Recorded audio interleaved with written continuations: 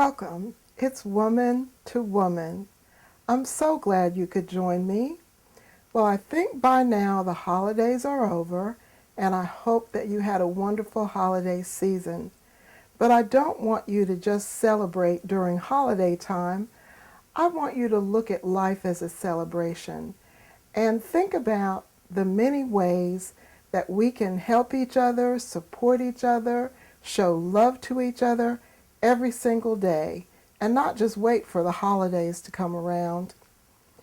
Today I want to talk to you about your family tree. When I think about all of the people that are a part of my family tree, there's some people that we may not want to admit to. But every part of our family tree is a part of who we are and a part of what helped us to get here. I mean, if we didn't have parents, we wouldn't be here, right? So sometimes when we look at our family tree, we may see things in our family tree that are not things that we might be proud of or that we want to admit to. But everyone has a family tree. Everyone has a lineage, and everyone has intersecting people and points in their lives that make us who we are today. So if you will bear with me for just a few minutes, I'm not going to read Jesus's whole family tree, but I'm going to read to you some of the people that were in his family tree, tracing back all the way to the beginning. So if you look at Matthew chapter 1, starting at verse 1, then you can read every name that's listed there. Matthew chapter 1, verse 1, the family tree of Jesus Christ, David's son, Abraham's son. Abraham had Isaac, Isaac had Jacob, Jacob had Judah and his brothers. Perez had Ezran, Ezran had Aram, Aram had Abinadab. Salmon had Boaz, Boaz had Obed, Ruth was his mother.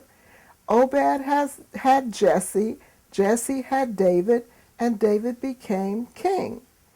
David had Solomon, Uriah's wife was the mother. Solomon had Rehoboam, and I'm going to skip down a little bit. Hezekiah had Manasseh, Manasseh had Ammon, Ammon had Josiah, and then the people were taken into Babylonian exile. When the exile had concluded, then there are lots of other names that are mentioned, including Eleazar. And Eleazar had Mathan, Mathan had Jacob, Jacob had Joseph, Mary's husband, the Mary who gave birth to Jesus, the Jesus who was called Christ. There were 14 generations from Abraham to David, another 14 from David to Babylonian exile, and yet another 14 from the Babylonian exile to Christ. Well, a couple of the names that I mentioned you might be familiar with, including David, who gave birth to Solomon, and Solomon's mother was Uriah's wife. Okay, so if you remember, David looked out and saw Bathsheba. Well, that's who this is all about. And these are the individuals that were in Jesus's lineage. I mention that to you because we may look at our family history, particularly those of us who are African American, and we think about our lineage being from Africa and how the Africans were brought to the United States by force and sold into slavery, and we look at that whole sad history of slavery as being something that that is not a highlight.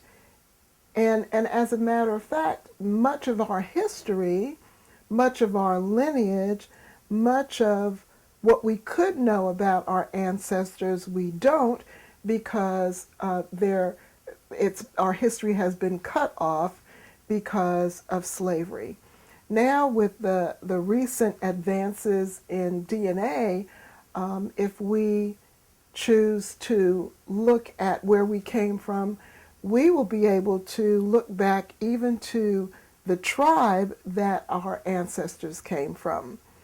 But each of us who are alive on the earth have a holy purpose, and our ancestors have a holy purpose or had a holy purpose.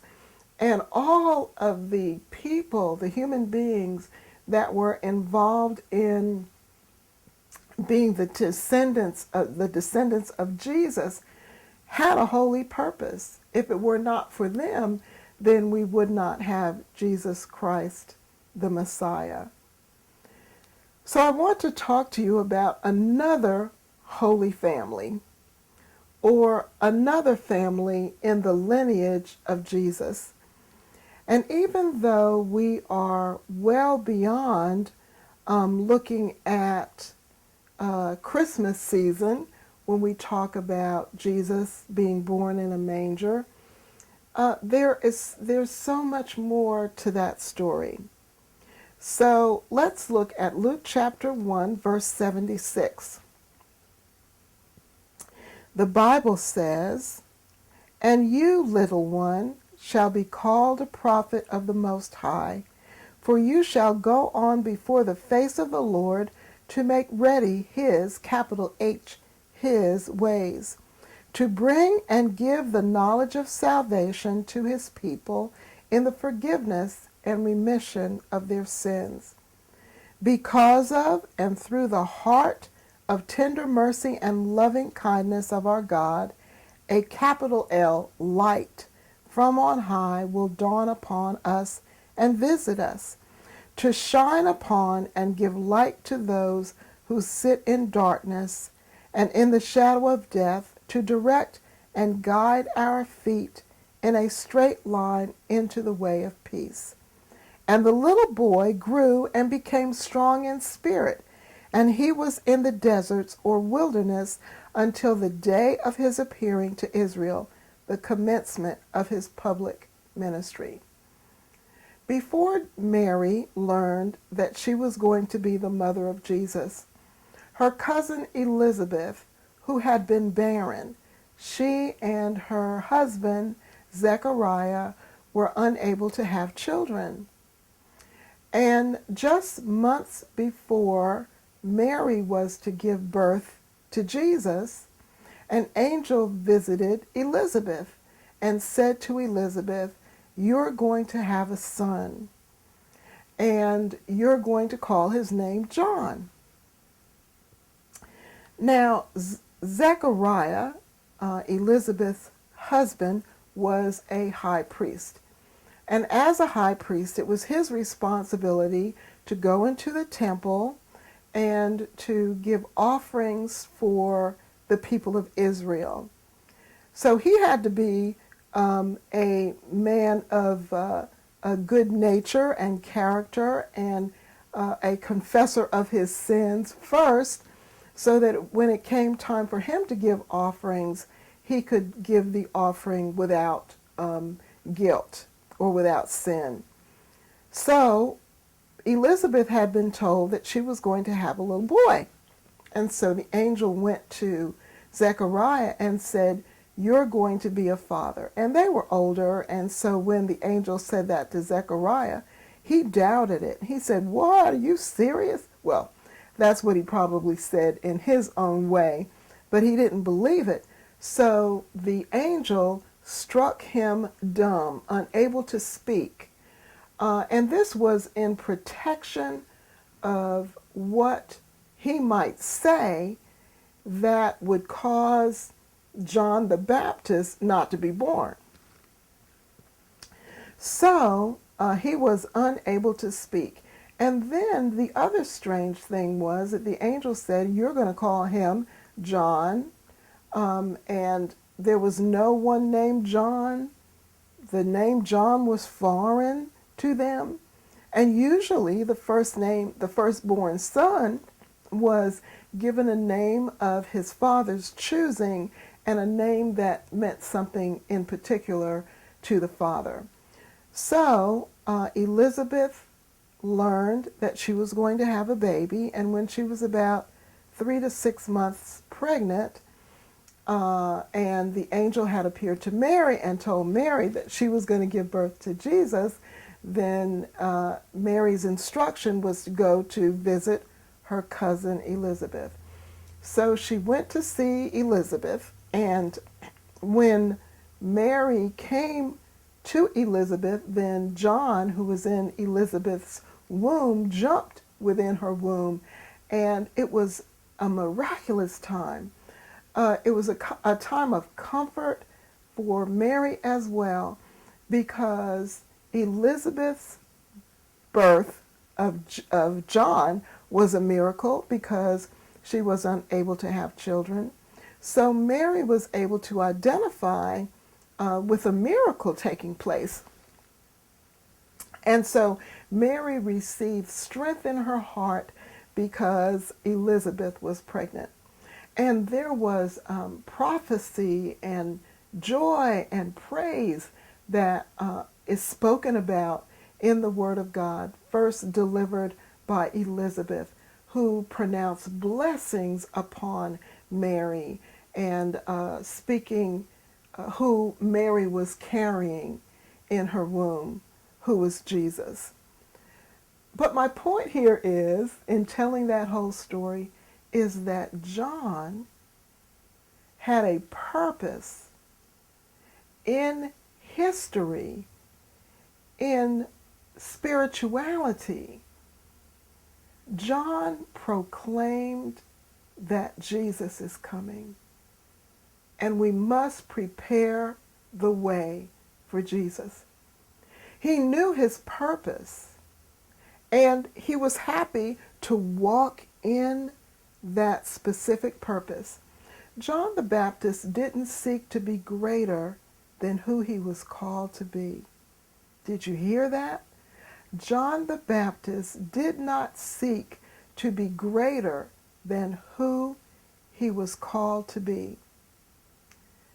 If we're called to be a mother, which is an awesome task, or to be a father, it's an awesome task.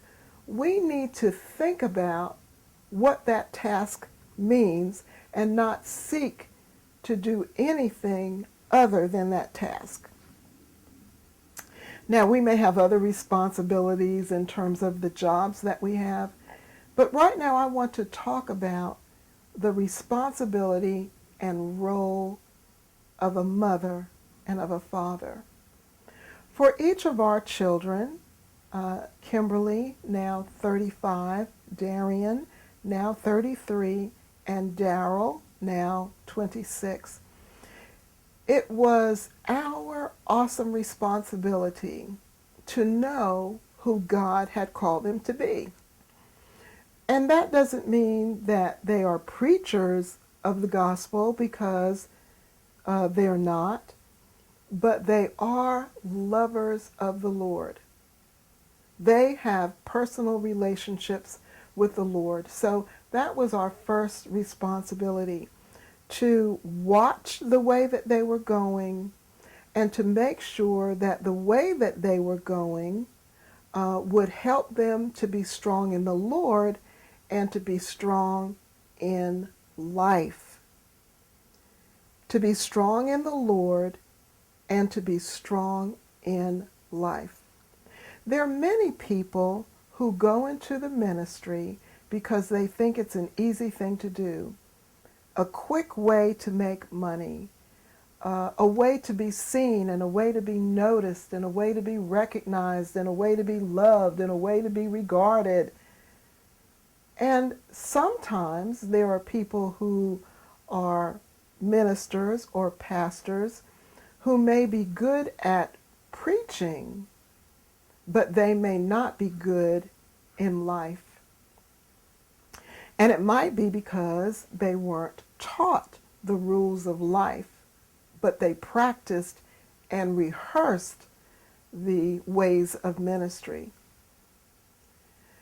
Being a responsible person who's able to take care of themselves and take care of their households is a remarkable thing.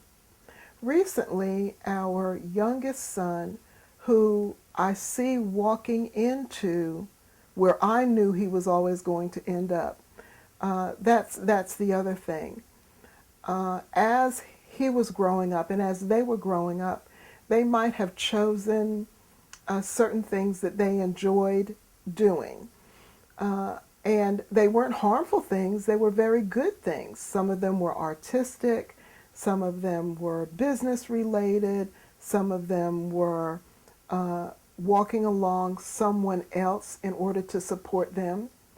And with each step, the question that we asked of the Lord was, will this help their journey or will it hinder their journey? And if it would hinder their journey, then we redirected. So recently he asked me, did you know that I would like so and so doing such and such a thing? I said, yes. It was my responsibility to pray for you that the eyes of your understanding would be enlightened and open so that you would be able to fully embrace what God has for you in your life. So when I think about John the Baptist, and when he was born, as soon as he was born, then Zechariah was able to speak, and he rejoiced in the Lord, and he began to prophesy about who his son John was. And he held him up, and he said, his name will be called John. Now, knowing what the Lord had said about their son John, they had a responsibility to make sure that he would go in that direction. They also knew who Jesus was and is. Can you imagine if Elizabeth was a pageant type of mom, or if John the Baptist's father, Zechariah, was an athlete's parent in the negative sense, who would feel like my child has to be first, my child has to be seen, or you better put my son up at bat. He is proclaiming who Jesus is. He needs to be out in front. But understanding our role and our purpose in life is so important. I know that my purpose in life is to show forth who Jesus Christ is in his nature and in his love and in his joy and his exuberance for life, to bring Christians back to the understanding of who Jesus is so that they can fully embrace him, to help support ministers so that they won't get burnt out because they're trying to do so much instead of feeding and feasting on who Jesus is, to bring people back to intercessory prayer, that is our number one responsibility and role. And to do that in front of the camera, to do that as I'm invited to speak at different events, and even in my role in business, that comes out even when I'm not saying the name Jesus. I know what my role is. I know that my role is to open doors for other people. My role is to connect the dots. And I'm happy when I'm in my role. If I try to walk outside of that role, I'm miserable. So John the Baptist knew who he was called to be. He was called to be a forerunner, the forerunner in terms of Jesus Christ, announcing who he is, making straight the way for the Lord. One of the things that strikes me about John the Baptist, his father was a high priest. His mother, therefore, was known throughout, their town, if you will. Yet the Bible talks about him wearing clothes of goat's hair, which is very coarse and uncomfortable, and his living in the wilderness alone and eating locusts and honey. And I think about that. I mean, it doesn't seem to me that his life would have had to be like that. But he knew what his role was, and he knew what it took in order to be focused enough to walk in the path that God had given him to walk. And that's how we must be, whatever it takes to keep us from not being distracted as a parent, not being distracted as a minister, not being distracted as a business person. What does it take for us to walk in integrity, to walk in love, and to walk in our divine purpose? If it means that we have to shut ourselves off for what period of time, then that's what we need to do. Does everybody have to do that? No. But that may be something that's necessary for us.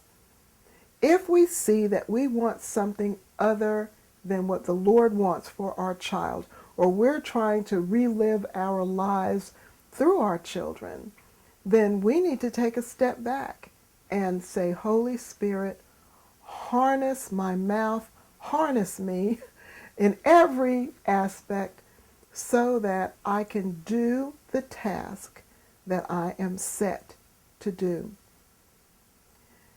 These are the scriptures that I read, Luke chapter 1, verses 76 through 80, from the Message translation of the Bible. And you, my child, prophet of the highest, will go ahead of the Master to prepare his ways. Present the offer of salvation to his people, the forgiveness of their sins. Think about it. That had never been done before. The offering for sin was done by people like John the Baptist's father, Zechariah. He went in and gave sacrifices for the sins of the people. Here his son is coming with a message that is totally opposite than what his purpose is. That's what John the Baptist had to do. Through the heartfelt mercies of our God, God's sunrise, capital S, will break in upon us, shining on those in the darkness, those sitting in the shadow of death, sitting in the shadow of death, then showing us the way, 1 foot at a time, down the path of peace. The child grew up, healthy and spirited. He lived out in the desert until the day he made his prophetic debut in Israel. Holy purpose. John the Baptist had a holy purpose. His mother and father had a holy purpose.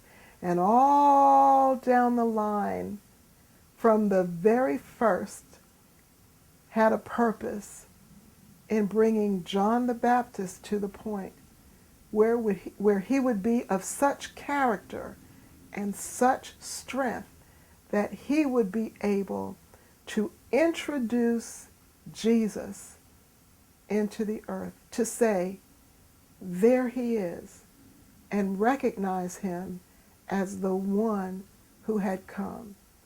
And he even said, now that Jesus is here, it's time for me to step back because Jesus is now front and center stage. So who are we and how do we display our purpose here in the earth? Think of yourself as an instrument in the earth to do great things and to fulfill a purpose that no one but you can fill. God bless you. I honor you today. I say thank you today for being here on earth to fulfill the purpose of God throughout all time. God bless you, woman to woman.